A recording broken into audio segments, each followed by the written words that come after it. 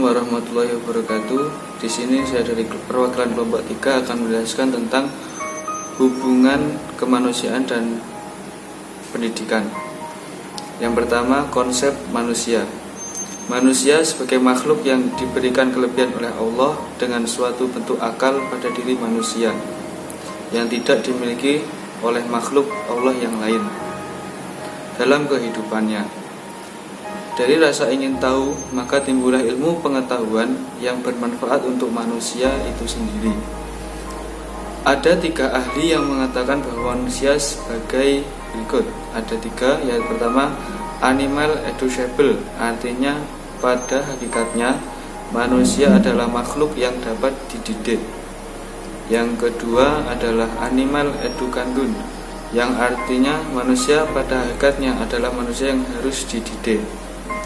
Yang ketiga, Homo educandus, bahwa manusia merupakan makhluk yang bukan hanya harus dididik, tetapi dapat dididik dan harus dididik dengan baik. Mungkin itu yang bisa saya sampaikan. Untuk materi selanjutnya akan dijelaskan oleh teman saya. Assalamualaikum warahmatullahi wabarakatuh. Nama saya Eka Prajatama. Di sini saya akan menjelaskan poin B yang isinya asas-asas keharusan pendidikan. Macam-macam dari asas keharusan pendidikan, yaitu ada 3. Yang pertama, manusia sebagai makhluk yang belum selesai, entah gimana maksudnya. Dan yang kedua, tugas dan tujuan manusia adalah menjadi manusia. Dan yang ketiga, perkembangan manusia bersifat terbuka. Yang pertama, manusia bisa menciptakan dirinya sendiri. Jadi tentu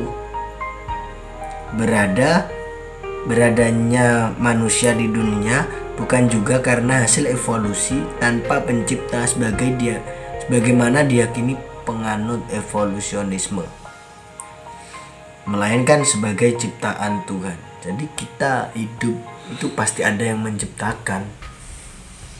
Dan siapa yang menciptakan pastinya tetap Tuhan. Dan mungkin kita juga mempunyai kepercayaan masing-masing terhadap Tuhan kita. Jadi seperti itu. Dan yang kedua, tugas dan tujuan manusia adalah menjadi manusia. Sulit jika kita mau menjadi sebenarnya manusia yang sebenarnya itu seperti apa. Sejak kelahirannya manusia memang adalah manusia, tetapi tidak secara manusia sebagai individu atau pribadi. Manusia bersifat otonom, ia bebas menentukan pilihannya. Tetapi bahwa bebas itu selalu berarti terikat pada nilai-nilai tertentu yang menjadi pilihannya, dan dengan kebebasan itulah seseorang pribadi wajib bertanggung jawab serta akan diminta pertanggungjawaban atas apa yang dilakukannya. Itu kita sebagai manusia. Dan yang ketiga, yang terakhir, perkembangan manusia bersifat terbuka. Manusia dilahirkan ke dunia dengan mengemban suatu keharusan untuk menjadi manusia. Ia diciptakan dengan susunan yang baik dan berbagai potensi untuk menjadi manusia. Jadi kita di hidup sebagai manusia itu juga sudah dinas, sudah bertuliskan di Lauhil Mahfuz. Salah. Jadi mau siapa jodoh kita, seperti apa rezeki kita, itu sudah ada yang ngatur.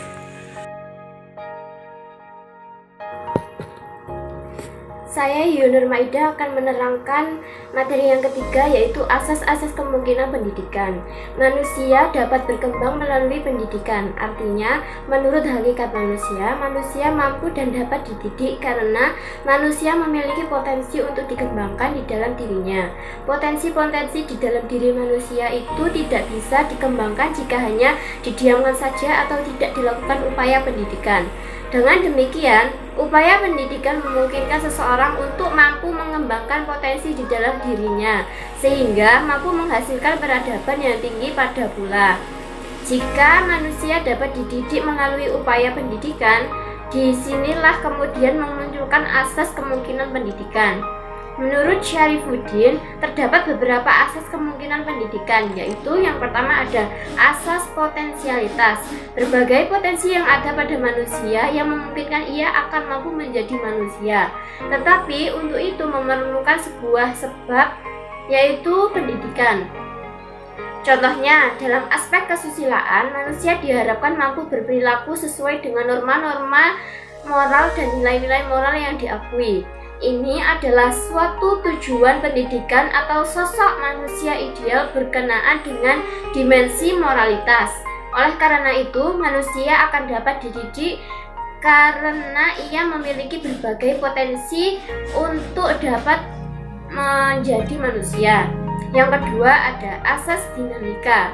Jika ditinjau dari sudut pandang pendidikan, pendidikan dilaksanakan dalam rangka membantu manusia atau peserta didik agar menjadi manusia ideal.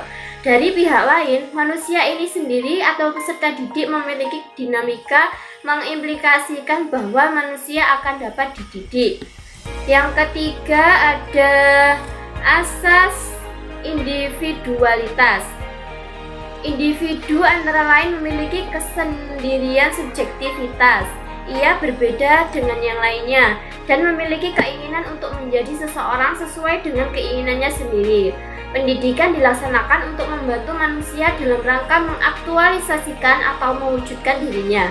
Pendidikan bukan untuk membentuk manusia sebagai kehendak pendidik dengan mengabaikan dimensi individualitasnya berupa untuk mewujudkan dirinya.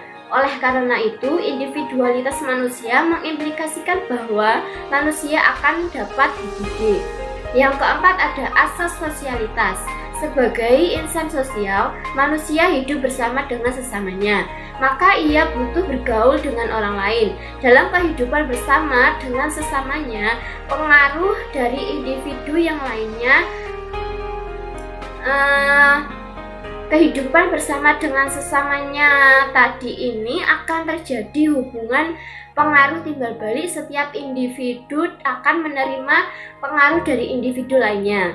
Kenyataan ini memberikan kemungkinan bagi manusia untuk dapat dididik. Oleh karena itu, upaya membantu atau pengaruh pendidikan itu disampaikan justru melalui interaksi atau komunikasi antar sesama manusia, bahwa manusia dapat menerima bantuan atau komunikasi antar sesama manusia, dan bahwa manusia dapat menerima bantuan atau pengaruh pendidikan yang juga melalui interaksi atau kemungkinan dengan sesamanya. Yang kelima ada asas moralitas. Manusia memiliki kemampuan untuk membedakan mana yang baik dan mana yang buruk.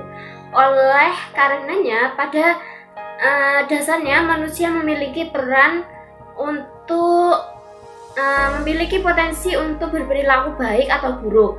Pendidikan hakikatnya bersifat normatif, artinya dilaksanakan dalam nilai dan sistem tertentu serta diarahkan untuk menjadi manusia yang ideal, yaitu sesuai dengan nilai dan norma-norma yang baik.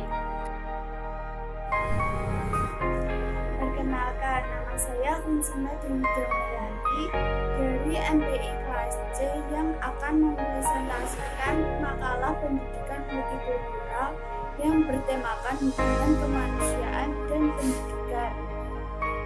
Nah, di sini manusia sangat erat kaitannya dengan pendidikan, dikarenakan demi untuk meningkatkan kemajuan dan pengembangan politik serta mengembangkan kecerdasan pikiran. Pembiayaan anggaran yang diberikan pemerintah terhadap pendidikan cukup besar agar tercapainya kemajuan sosial serta pembangunan bangsa. Fungsi dan peranan pendidikan termaktub ke dalam Undang-Undang Dasar 1945 pada alinea keempat yang berbunyi mencerdaskan kehidupan bangsa. Di antaranya, fungsi dan peranan pendidikan adalah yang pertama, memupuk rasa takwa kepada Tuhan Yang Maha Esa. Yang kedua, meningkatkan kemajuan dan meningkatkan pembangunan politik. Yang ketiga, mengembangkan kemampuan, mengembangkan kecerdasan pikiran, dan yang keempat, membentuk watak dan karakter menjadi lebih baik lagi. Manusia dan pendidikan merupakan hal yang berketerikatan satu sama lain, ditinjau dari 3 pendekatan filsafat pendidikan yang dikenal dengan aliran ulama, aliran Nafisme, dan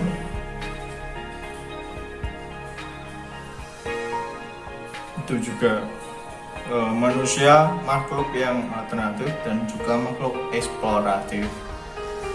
Disebut makhluk alternatif karena memiliki kemampuan untuk menentukan pilihan dalam menjalani kehidupannya.